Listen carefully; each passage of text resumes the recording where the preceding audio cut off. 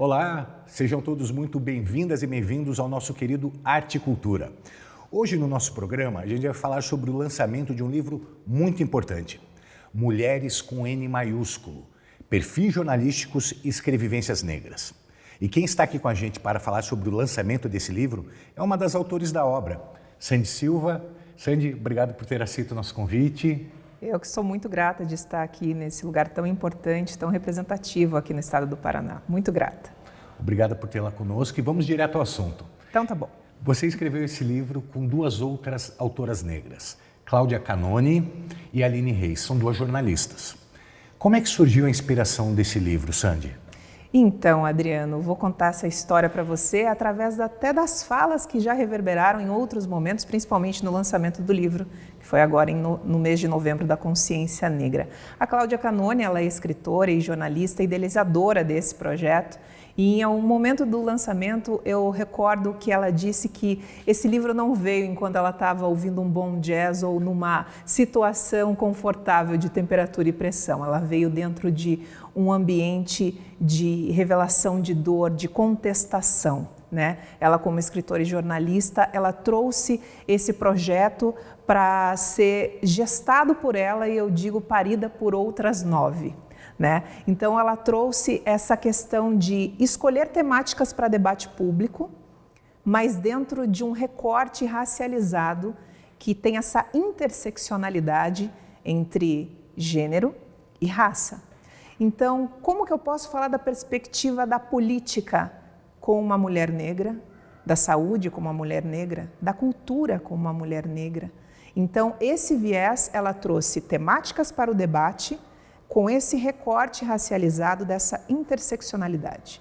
E eu recordo também que ela pensou em fontes que sejam representativas, porque é um projeto jornalístico. Tudo bem que nós estamos entrando na seara da literatura, mas o povo precisa entender que isso aqui é um projeto jornalístico, envolvendo valor notícia, envolvendo busca de fontes, pesquisas. Então, como que eu vou recortar isso com fontes que sejam acessíveis também? Porque é um trabalho muito oneroso. Então, quando você coloca 10 almas negras se debruçando, forjando uma escrita de outras 31 almas negras, para você desenhar um ambiente que seja acolhedor, perspectivo, alinhamento de agendas, como eu digo, a gente teve que seguir um alinhamento estelar, temperatura, pressão adequados para fluir um senso de criatividade dentro de uma vivência negra. Isso é um projeto voluntário que a gente fez em conjunto, um coletivo. Então pensa só, a escrita em si é um grande poder. Então eu sempre digo, como que a gente se colocaria dentro desse espaço que nunca existiu? Eu digo o nós por nós. Mulheres negras escrevendo histórias de outras mulheres negras. Quando a gente pensa em literatura, qual é o estereótipo que vem na nossa cabeça? Aquele homem branco, polido, que tem conhecimentos que nós não sabemos. Que eu até brinco com o título da nossa obra, né? É a literatura com L maiúsculo? Explica para a gente exatamente, esse é um tema que eu queria entrar. Por que mulheres, por que com N maiúsculo e não com M maiúsculo? Mulheres com N maiúsculo é para fincar, para trazer para esse território essa interseccionalidade entre gênero e raça. Porque as histórias de mulheres negras perpassam por dificuldades que não são palpáveis para as outras mulheres. Mas nós estamos dentro da mesma seara desse fenotipo, dessa questão fenotípica, né, que eu posso falar, que não vai chegar em outras mulheres que não tenham esses corpos. Então o N vem exaltar a negritude dentro das histórias das mulheres. Então é mais ou menos esse viés que a gente vem trazer com essa obra coletiva que está sendo apresentada aí para o Brasil, né? Por que é tão urgente falar dessas histórias de mulheres negras nesse momento no Brasil? Porque quem declara o que é notícia, o que vai ser noticiado hoje em dia é dentro de uma hegemonia. Então, quando que você vai trazer a pluralidade da existência humana em todos os locais, principalmente nesse quarto poder que é a comunicação? Aonde que eu vou ter uma lembrança de marca que eu posso chegar nesse espaço e também ser uma comunicadora e também ter a minha fala. A fala, quando a gente fala em questão de psicanálise, é uma cura.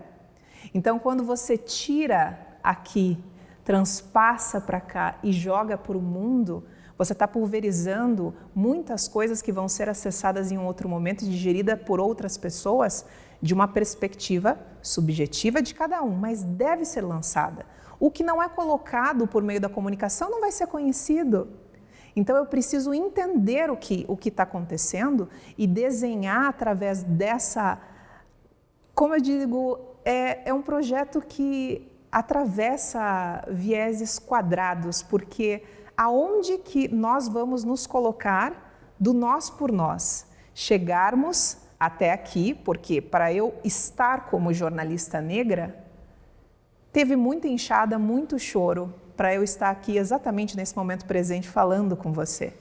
Eu digo que meu pai e minha mãe, que nasceram na década aí de 40, 50, depois de uma Segunda Guerra Mundial, eles vêm de uma toada que eu não preciso mais experimentar, mas para estar até aqui, quantas histórias que são invisibilizadas, o povo não sabe porque quem faz o valor notícia ainda é dentro de um estereótipo de poder.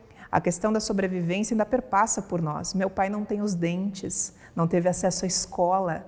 Então, para eu ter esses dentes, estar com a minha graduação, não são questões que a gente levanta de 1500. São questões de sobrevivência. E agora não tem mais espaço para sobreviver, Adriano. A gente tem que ter acesso à felicidade, ao bem viver em todos os tipos de interseccionalidades de gênero, raça e espaço social. E esse livro vem sacramentar, materializar esse recorte perante a sociedade. O livro, ele também foi inspirado na questão de escrevivência de Conceição Evaristo. Explica pra gente o que é esse conceito, por favor, Sandy, e como ele influenciou no livro de alguma forma. Escrevivência é você trazer a escrita por meio da sua vivência também, é transpassar esses vieses. Você consegue colocar e materializar na escrita aquilo que também reverberou na sua vida. Se a gente for colocar num exemplo um pouco mais prático, não sei se vai ser tão pedagógico, mas pense só.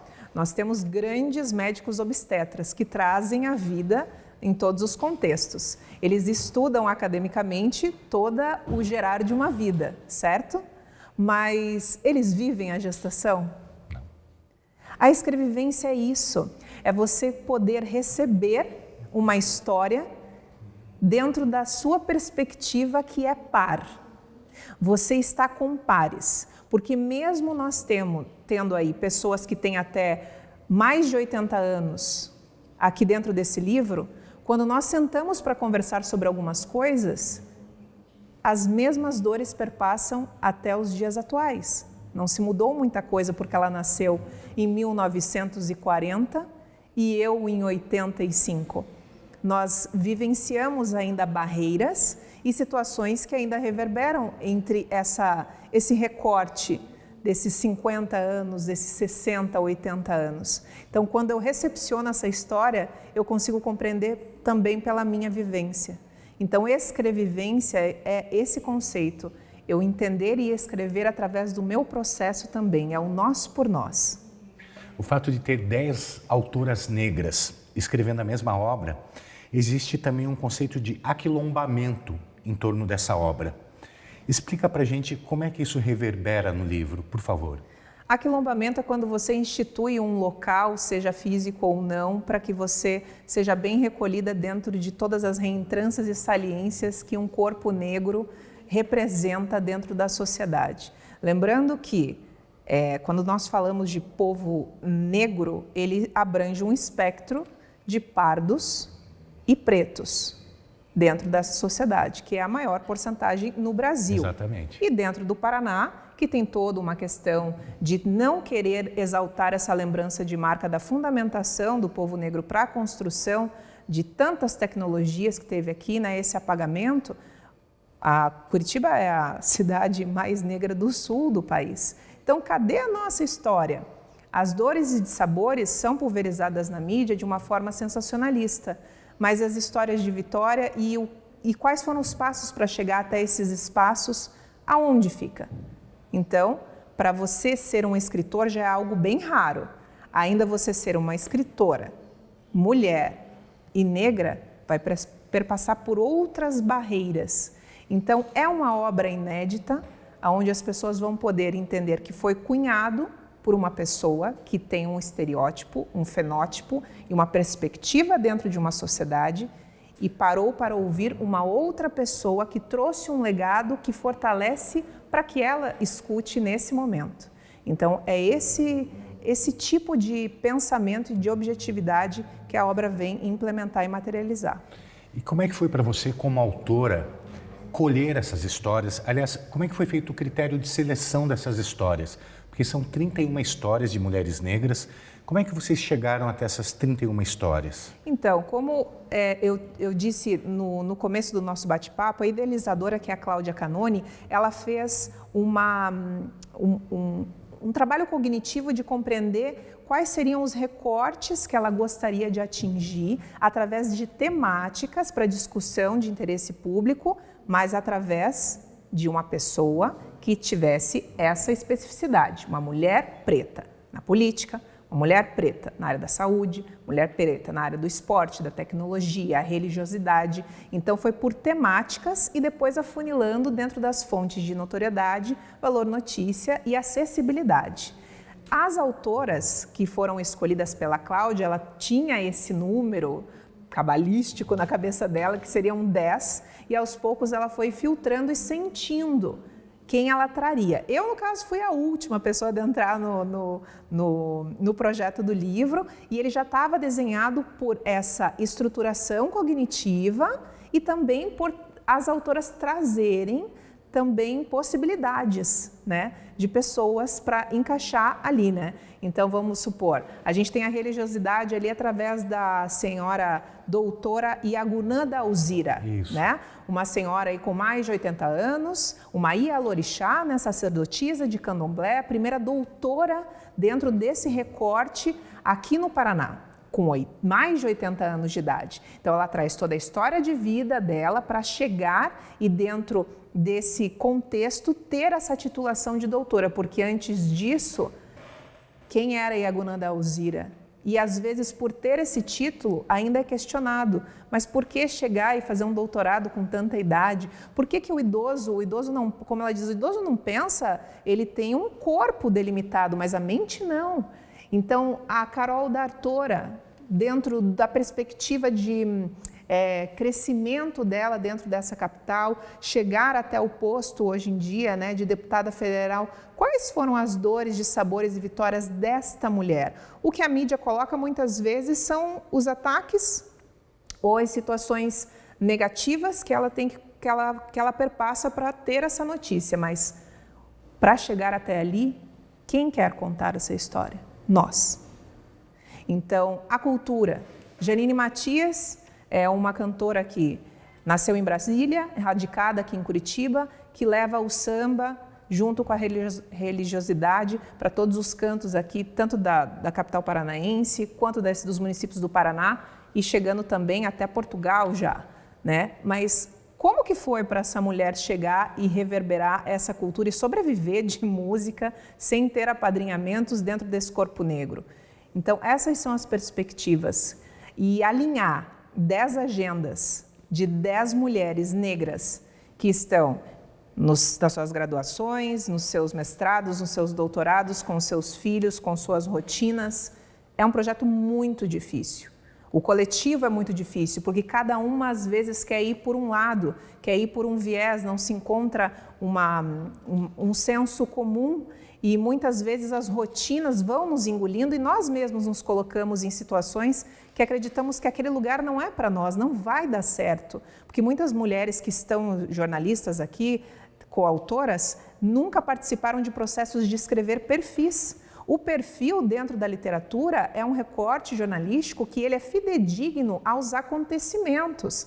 Eu não posso inventar uma cena, né? E tudo que a minha fonte disser eu também tenho que verificar, porque é uma obra jornalística, mas eu não posso perder essa sororidade literária, de entender o nível de respeito que eu tenho que ter por essa história negra. Muitas delas já vêm com uma espada quando elas sabem que a imprensa está chegando, porque os recortes que fazem, as edições que são colocadas, não são exatamente a mensagem que elas gostariam de entregar. Então, antes de eu chegar na minha perfilada, eu enfrentei já muitas barreiras para que eu pudesse adentrar naquela alma e ela me contasse com maior assertividade o que iria ser feito, porque primeiro é quem é você, de que veículo você é, o que você veio fazer na minha vida.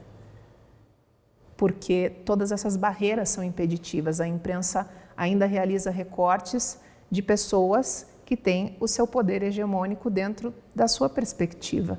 Então, as mulheres negras sempre estão acuadas, desconfiadas, para poder entregar o que há de melhor, que é a sua própria história. E como foi para você, jornalista, unir essa questão do critério jornalístico com o conceito de escrevivência? Como é que foi essa valoração, como é que foi essa pesagem? Eu acho que dentro do jornalismo, quando você está na questão da entrevista, que é uma coisa muito íntima, você vai adentrar na vida daquela pessoa. Ela está contando para você, te olhando pela primeira vez, tem que ter uma sintonia, uma segurança, uma firmeza e sororidade. Ela precisa compreender que a obra vem como uma ferramenta de poder para criar uma nova memória dentro dessa sociedade.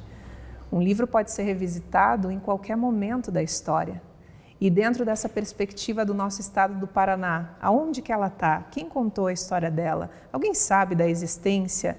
E quando sabe da existência, são só perfis públicos.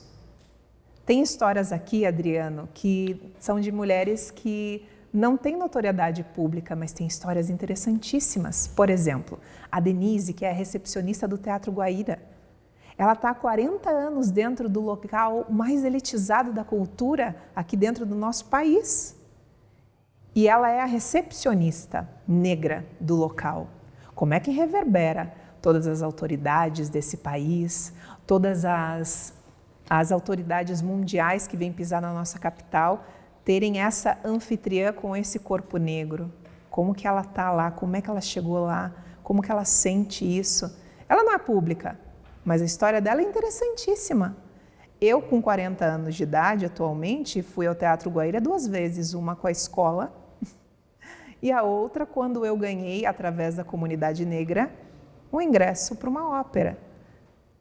Porque a gente ainda tem essas questões de, será que eu vou? Tenho roupa para ir? Aquele espaço também é para mim? Mesmo hoje em dia, com a democratização de acesso de ingressos, ainda são locais que a gente pensa antes de sair de casa. E a Denise está lá, com cerca de 65 anos de idade e 40 de anfitriã do Teatro Guaíra. Aquele corpo negro está lá. E como é essa história? Está aqui também. Então, esse que é a boniteza de tudo isso.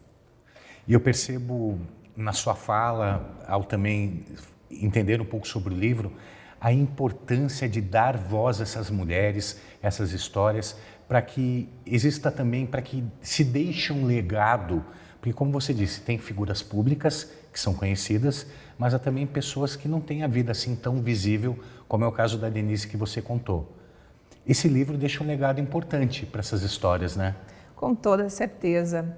Onde a gente não se vê, a gente não acredita que exista. Eu não me vejo, eu não acredito nessa possibilidade. Eu não entendo, eu não acredito que é possível. Tem que ver, tem que saber, tem que olhar, tem que existir.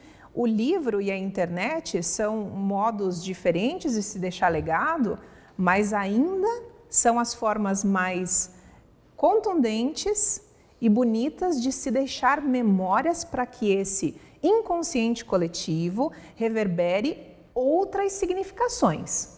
O que você vê quando você tem um corpo negro dentro de um espaço? Você não acredita que aquela mulher tenha um lugar de poder. Mesmo, por exemplo, a Carol da Tora sendo uma deputada federal, se ela sair dentro da jurisdição que ela é conhecida, ela vai ter que apresentar uma carteirinha dizendo que ela é aquilo, porque não há coligação de espaços de poder e corpos negros até hoje. Eu muitas vezes vou em locais e ainda sou abordada se eu posso atender a pessoa. Então, essa correlação de subserviência com o fenótipo da cor da pele é totalmente atual. Então a gente precisa quebrar isso trazendo as histórias de quem está no topo, de quem está na cultura, de quem está na política, na saúde, nas lideranças, na tecnologia e demonstrar isso através de materializações de livros, de poder da escrita. É assim que tem que ser. Criar novas memórias para que o inconsciente coletivo tenha combustível para poder mudar. Você assina um dos perfis do livro, né? 2, na realidade. 2? 2. Como é que essas histórias conversaram particularmente com você? Como eu disse, eu fui a última a chegar no projeto do livro. As meninas puderam escolher as fontes e indicar. Eu fiquei com 2 que estavam lá, que não foram escolhidas por aquelas outras 8 pessoas, né? Que a Cláudia Canone idealiza. A Aline Reis, ela coordena e faz a curadoria, né? A Aline Reis é do Jornal Plural, né? E a atual presidenta do Sindicato dos Jornalistas do Paraná, né? Uma figura muito importante. Jornalista premiadíssima, aliás, né? Um salve, Aline. Então, assim, quando chegou para mim, eu cheguei com um recorte de 2 perfiladas ligadas à terra, Adriano. Eu estou contando a história da Adriana, que é dirigente do MST, e estou contando a história da senhora Ana Maria, que foi a primeira mulher negra quilombola a conseguir o atestado das terras do seu povo de Guarapuava, do paiol de telha, eles falam do fundão, né? Imagina, uma senhora aí que está para lá dos seus 70 anos, que sempre viveu em comunidade quilombola e foi a primeira mulher a conseguir dentro do INCRA, dentro de toda a perspectiva da legalidade, o retorno das terras do seu próprio povo. Da senhora Ana Maria, eu lembro que ela contou para mim que nos pés dos bisavós, aos cerca dos 4 anos de idade, nas rodas de chimarrão em Guarapuava, ela ouvia que aquelas terras foram doadas por uma escravocrata chamada Ana Balbina e que esse documento estava com o padre e que eles precisavam ir atrás disso porque aquela menina veio para salvar as terras do fundão. Então eu falei, o que é isso? Uma premonição de vó? O que é isso? Como é que foi? E no final das contas, não é que a mulher chegou lá em 2004 e conseguiu, claro que a história está aqui, né? Não vou contar toda, mas assim, dos 4 anos de idade para os 70 e poucos anos e conseguiu fundamentar o primeiro território aqui no Paraná. Então eu vim com essa perspectiva da terra, a agroecologia, né, o MST, com essa força, essa potência dessas mulheres. E a dona Ana Maria veio com uma espada e a dona Adriana com 2, né? E no final, a Adriana até chorou, eu falei assim até para a Cláudia, Cláudia, sair de casa para entrevistar e não chorar não tem graça, né? Porque a conexão do olhar, do local onde você vai entrevistar e do sentir é que te leva a conseguir informações que por uma ligação telefônica, a frieza de um equipamento digital nunca vai dar para um jornalista. E você sabe muito bem do que eu estou falando, né? É outra coisa quando você experiencia a vivência da pessoa, né? Como ela te recebe, como ela está vestida, como ela mexe a mão, como ela arruma o cabelo, como ela te olha, como ela suspira. Tudo isso tem que ser colocado também no livro. E muito da observação, né? Eu vou conseguir isso como? Na proximidade, estando ali, ela me recebendo. E no estabelecimento de uma relação de confiança para que ela se sinta à vontade de te dar tudo isso, né? E é uma chance. Nós temos uma chance, quando somos jornalistas, de chegar na nossa fonte e conseguir o que nós necessitamos. Ela não vai parar o mundo de novo para te acolher novamente. A vida hoje é governada pelo tempo, como eu mesmo disse no lançamento. Nós não temos mais controle das coisas que gostaríamos de fazer, temos que executar o que é necessário para a sobrevivência. Então, eu tenho uma chance.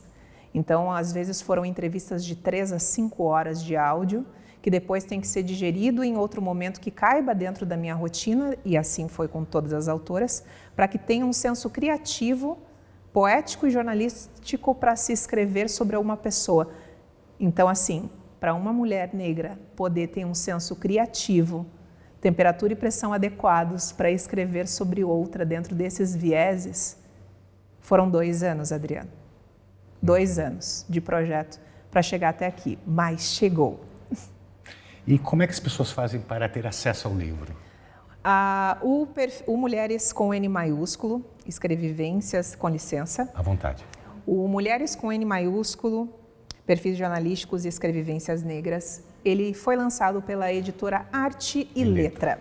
Então, para a pessoa poder adquirir, eu fui acessar hoje mesmo e tínhamos 4 exemplares em estoque. Quando lançamos, esgotou no primeiro dia.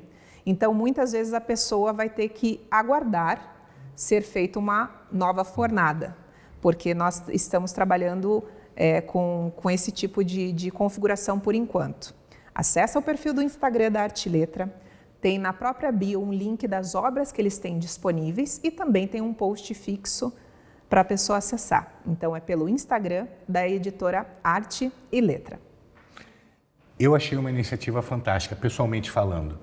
Um livro que conta histórias de mulheres negras, escrito por 3 mulheres negras, 3 jornalistas negras. Como é que está sendo a recepção desse livro? O que vocês têm percebido já? São 2 meses, 1 mês de lançamento, mas o que vocês têm percebido? Então, reforçando que esse livro ele foi escrito por 10, né? Então, é gestado pela Cláudia Canone e parido por outras 9, né? Então, essa questão do livro, nós estávamos muito inseguras para verificar se a sociedade gostaria de tratar essa temática tão delicada nos tempos atuais.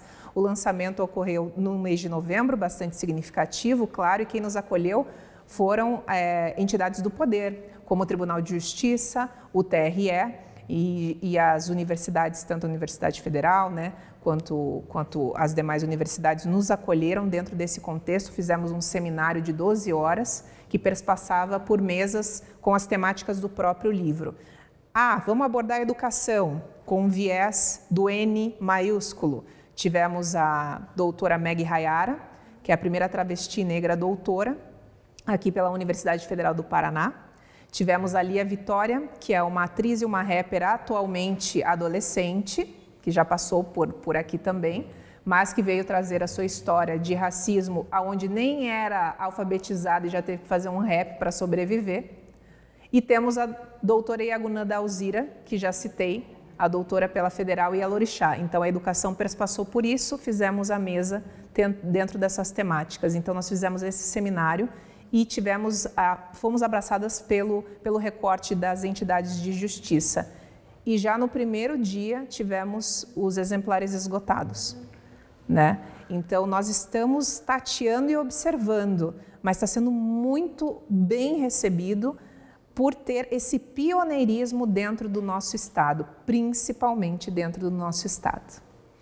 Para a gente encerrar, Perfeito. Eu gostaria de entender e de saber qual é a sensação que vocês querem deixar no leitor após virar a última página, após terminar a leitura do livro. O que vocês querem deixar? Olha, Adriano, falando por mim, né, que sou uma das coautoras, eu acho que isso aqui é um manifesto, um protesto e um convite. Venha entender a pluralidade que existe dentro da humanidade. Venha compreender que as 24 horas perpassa por cada ser humano de uma forma totalmente diferente. Vem compreender todas as barreiras que são impostas para que eu chegue no mesmo resultado que você, que não sou eu. Vem compreender que aqui também tem vitórias, bonitezas, coisas significativas, mesmo eu tendo um corpo e um fenótipo que não é aceito como o melhor dentro da sociedade. Vem compreender porque aqui você vai ter 31 histórias que perpassam de adolescentes às anciãs, que infelizmente ainda relatam as mesmas coisas. Você não vai encontrar isso na mídia que você acessa, muitas vezes até gratuitamente, na TV pública que tem por aí, ou muitas vezes nos canais abertos que você tem uma configuração de programação esquematizada. É só aqui que você vai encontrar esse tipo de recorte e esse tipo de sororidade literária, onde a gente conseguiu tirar, por exemplo, de Dulcineia Novaes, que é uma das jornalistas que está aqui falando sobre todas as violências que um corpo negro sofre na comunicação, através do seu relato, trazendo as violências sofridas também pela história que ela administra, vendo da própria Glória Maria, da própria Maju Coutinho, mas que estão ali. São mais de 40 anos sendo uma comunicadora e um rosto negro que adentra nas casas todos os dias. E é aqui que ela contou coisas que não chegam nem pelo próprio meio de comunicação onde ela trabalha.